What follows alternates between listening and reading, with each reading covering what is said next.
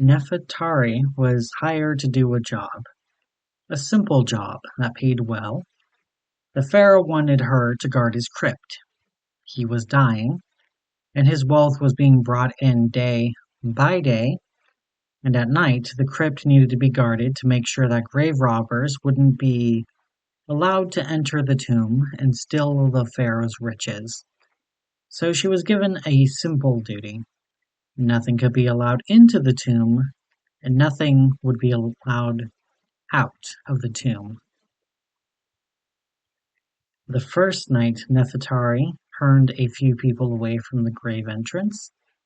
They stated they were just curious, but she could recognize the greed in their eyes. They were grave robbers, but she didn't want to kill them unless they actually tried to break into the crypt.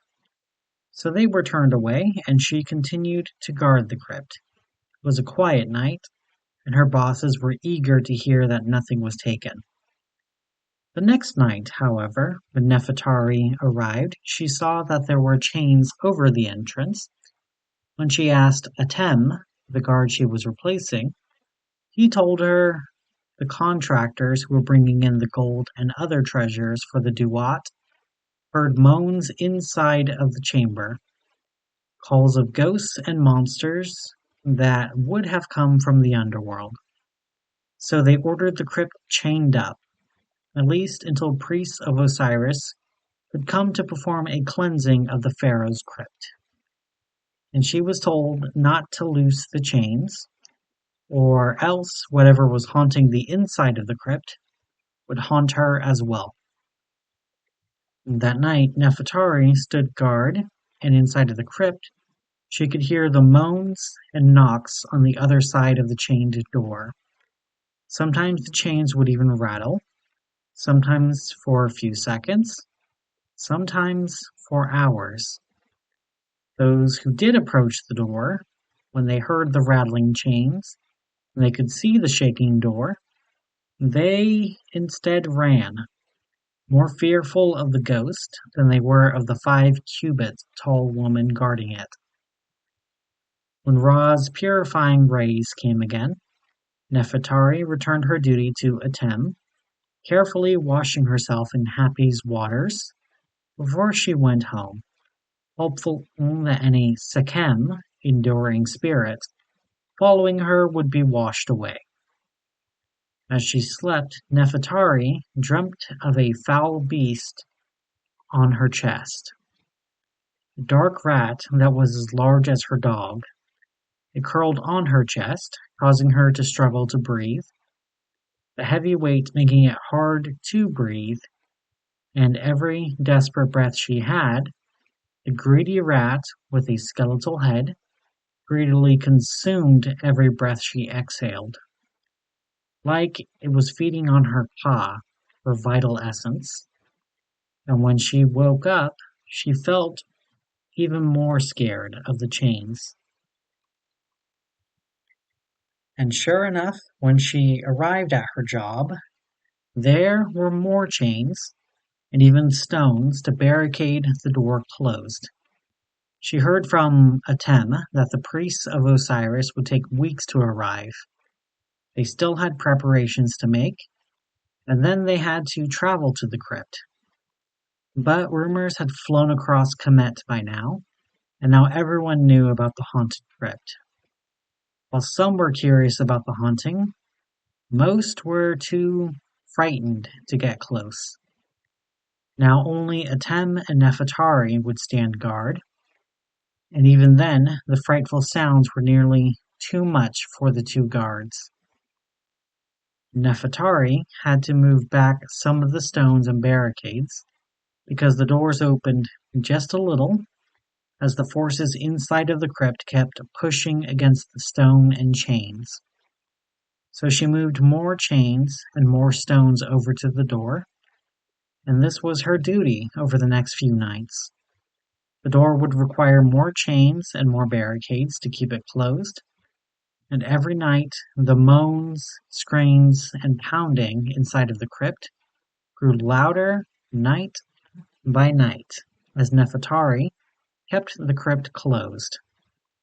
And after 6 nights of this, she finally yelled at the ghosts inside of the crypt. "Shut up, you foul Sekhem! You will remain in that place until you are in Osiris's kingdom. So stop trying to escape. We will not let you escape," Nefertari yelled at the door, and suddenly the doors stopped shaking. It was quiet, and for the first time in many days, Nefertari heard silence as she stood guard over the quiet door. It was quiet the next night, and the night after that, and so on, until finally, 4 weeks after they called for the priest's help, did the priest of Osiris arrive. By this point, there was silence from the crypt for weeks, but the priest still asked Nefertari to remove the barricades, the stones, and finally the chains around the door to the tomb. Now removed, they opened the doors where a foul odor could be smelled. Still, though, the priests of Osiris traveled into the tomb.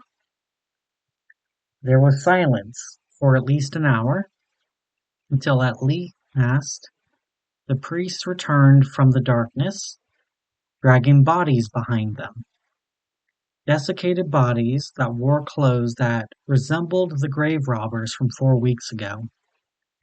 As the priests retrieved the corpses, they explained to both Atem and Nefertari that they would prep the bodies so they wouldn't haunt the pharaoh's tomb, and they also explained what they figured out by the evidence left behind, and also the journals the grave robbers wrote.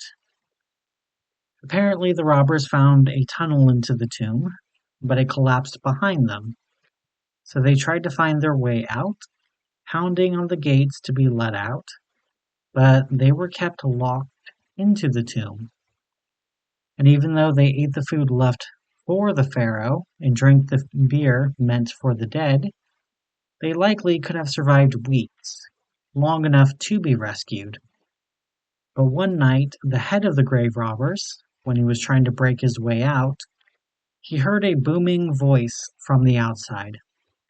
The voice of Sekhmet, a loyal warrior goddess to Ra, who spoke to the tomb raiders, and the voice was enough to convince them to stop trying to break out and to just accept their death.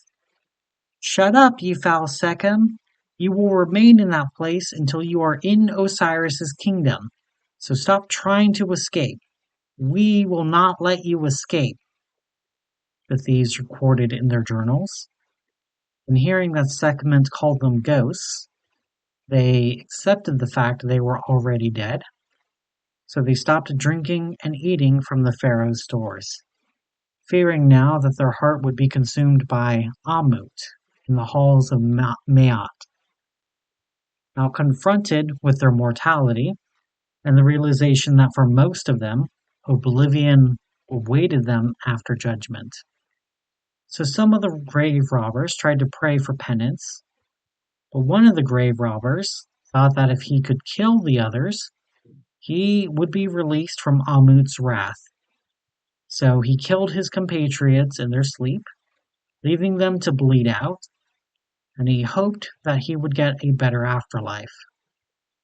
Instead, he found himself left alone with the dwindling lights of the lanterns, and he decided he would need to die naturally to be judged fairly.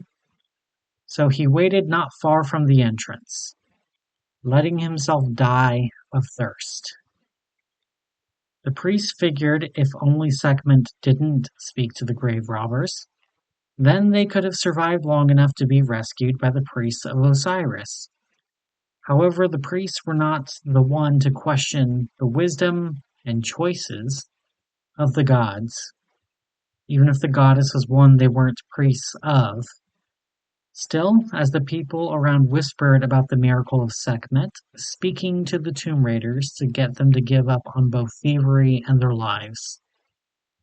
While they consulted how much of a miracle it was, Nefertari silently stood in place, realizing that if she stayed silent, then they would still live, and that if it be her words that brought death, then she would only speak silence.